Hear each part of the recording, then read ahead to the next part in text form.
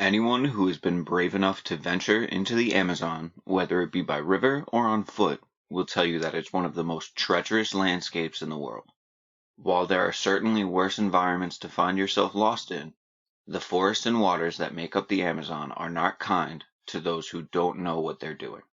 This is why even the most experienced explorers and research teams only enter the jungle after extensive planning and finding a reliable guide.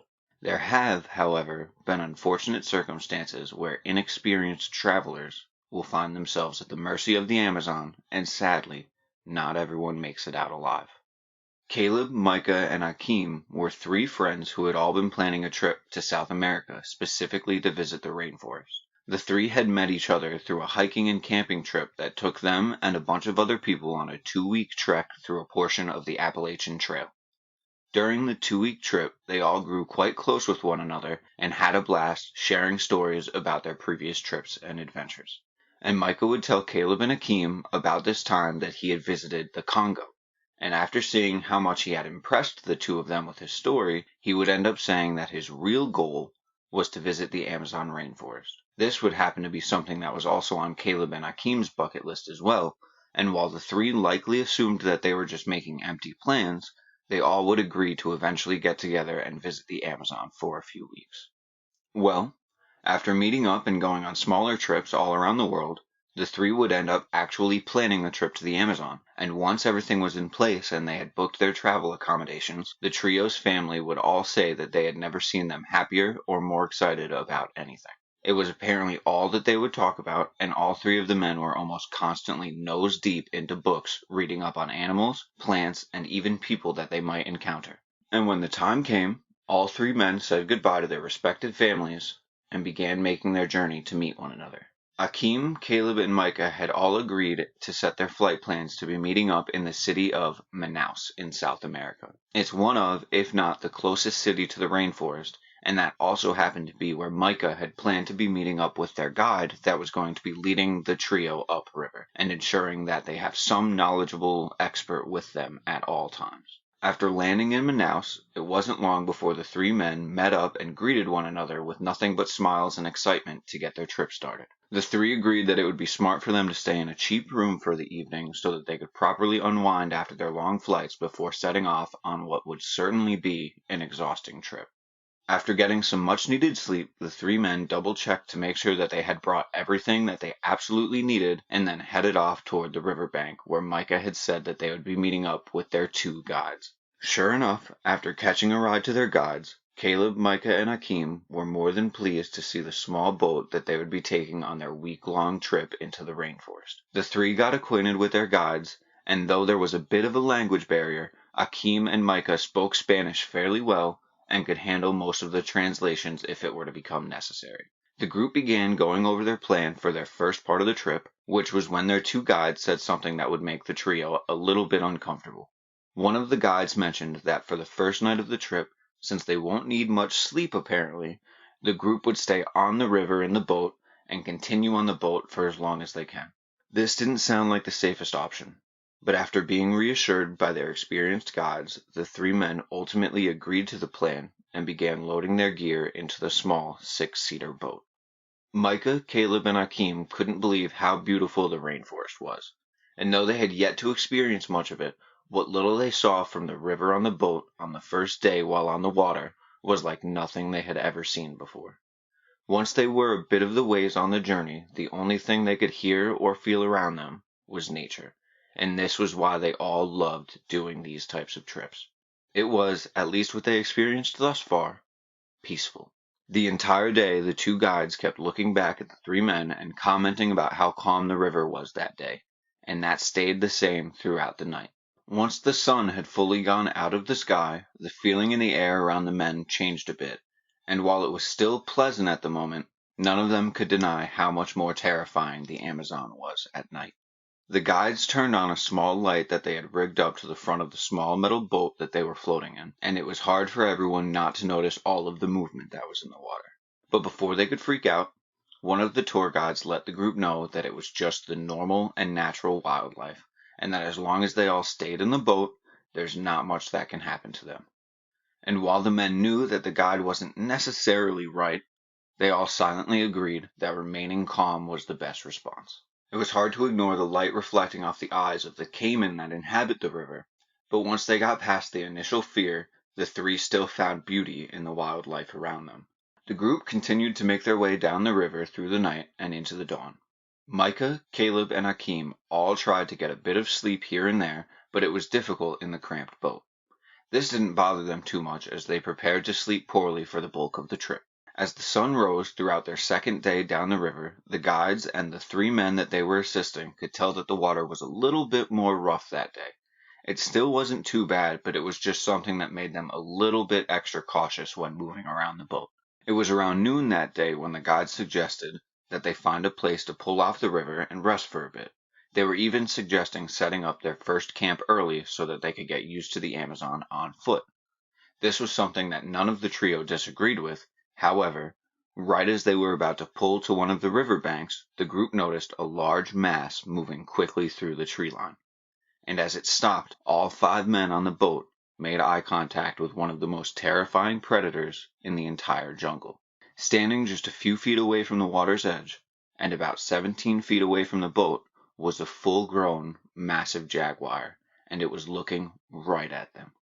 The guides quickly decided that the safest option here would be to go further upriver before pulling off and making camp. And if Micah, Caleb, and Akeem were being honest, the idea of camping in the forest in general freaked them out now that they had seen what the Amazon had in store for them.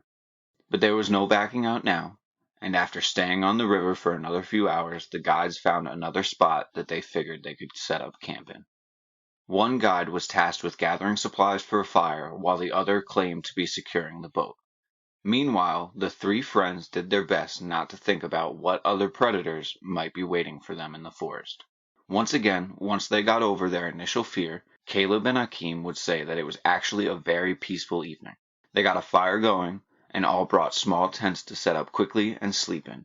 And once they laid down, surprisingly enough, sleep wasn't a problem. The problem came the next day when all 5 of the men woke up to find that at some point in the evening it had started to rain. The horrified look on one of the guides' face was almost as if he knew what he was about to discover, and as it turned out, with the rain coming down, the water level of the river had begun to rise. And since the boat had just been slightly pulled up onto the bank and not properly secured, when the 5 men went to look for it, it was nowhere to be found. Odds are it had managed to float away in the night with the rising of the river. The guide who had been tasked with setting up the fire was furious with his partner for not properly securing their safest way through the forest, and things would only get worse from that point.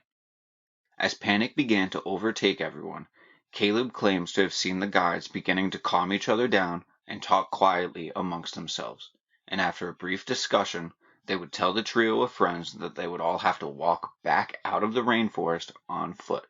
They said it would take multiple days, if not a little more than a week, but if they all followed the river and all stuck together, the 5 of them would be fine.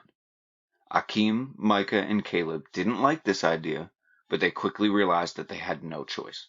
So after deciding what gear that they could carry and what they had to leave behind, the 5 men began making the treacherous journey back to civilization. The first day of walking was exhausting, and by the time night came it was hard for any of them to set up even the simplest of camps. The fire they had that night wasn't quite like the first night, and instead of being surrounded by good spirits, the lightly flickering flame was simply surrounded by silence and tension. The only noise being made by anyone in the group was the occasional whispering between the 2 guides. At the time, none of the friends saw this as a red flag and simply assumed that the 2 were trying to figure out how to keep everyone alive. When it came time to fall asleep, the group set up their sleeping bags as they didn't have their tents this time, and all did their best to sleep through the night. After a couple of hours, Caleb and Micah were woken up by the sound of Akeem yelling for the 2 guides that had brought them into the forest, and after waking up all the way and realizing what was going on, it was clear that the 2 guides had left the trio in the middle of the night to fend for themselves. Micah and Akeem began yelling as loud as they could in hopes that they had misread the situation and their guides were nearby, but there was no response, and before long Caleb got his friends' attention and told them that the only thing that they could do was to press on. That's the only way any one of them would make it out alive, and that all they could keep doing was just follow the river. Micah was visibly upset and afraid about what was going to happen to them. I mean, none of them were even the slightest bit prepared for this situation. But after a little while, the trio collected what little food they had left, packed their sleeping bags, and began walking down the river. For the next 2 days and nights, Caleb and Akeem would say that they couldn't help but feel like something was following them. But every time they looked around, they couldn't see anything, so the only thing that they could keep doing was to keep pressing forward. By the end of the 3rd day since losing their guides, the 3 men had been out of food for almost 2 days now and were exhausted from all the walking that they had been doing across the very uneven terrain. At the end of the 3rd day, they set up a small camp, which was practically just the 3 of them in their sleeping bags. They couldn't even manage to get any sort of fire going that night. Shortly after falling asleep, Caleb was woken up by movement, which he was happy to see was just Micah moving around the camp.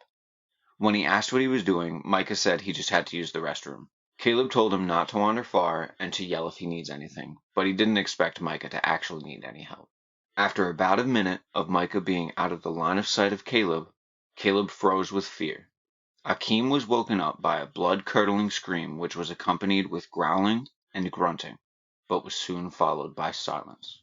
Caleb and Akeem began yelling for Micah, unsure of what they should do, but after mustering up the courage, they both went to see what had happened to their friend. Sadly, Micah was nowhere to be found. The only thing that Caleb and Akeem found through the use of their flashlights was an area on the ground where there was a small amount of blood soaking the earth. But other than that, there was no sign of their friend. The rest of the night was spent with Caleb and Akeem periodically yelling out for their friend, though they knew that there would be no response.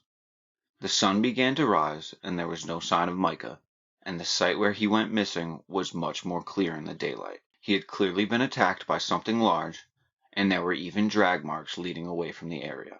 The only thing that Akeem and Caleb could do was what they had been doing for the past few days: continue to follow the river. And just as hope had seemed to dwindle away from the men entirely, they had one of the most bittersweet moments of their lives. Sitting about 10 yards ahead of the two on the riverbank, both Akeem and Caleb could see what they were certain was their boat that had swept away from them nearly a week before that. The two used almost all of the rest of their energy running up the riverbank to the boat, and they wasted no time hopping into it. They were beyond happy to be back in the boat and finally almost out of the Amazon. However, when they realized how close their friend Micah was to making it out with them, Caleb and Akeem couldn't help but begin to sob. It only took about 3 hours for the two of them to make it back out of the Amazon by using large sticks as makeshift paddles. And when they finally reached civilization, the first thing that the two did was try to get to a phone and get a hold of the authorities. Caleb and Akeem requested search parties be sent out in search of Micah and the 2 guides that they had lost in the forest, but according to Caleb, the 3 men were essentially treated as if they were already dead, and there was no hope of finding them alive. Caleb and Akeem would eventually return home to their families. As for Micah's family, he left behind a wife and a child who remember him as an adventurous and loving man.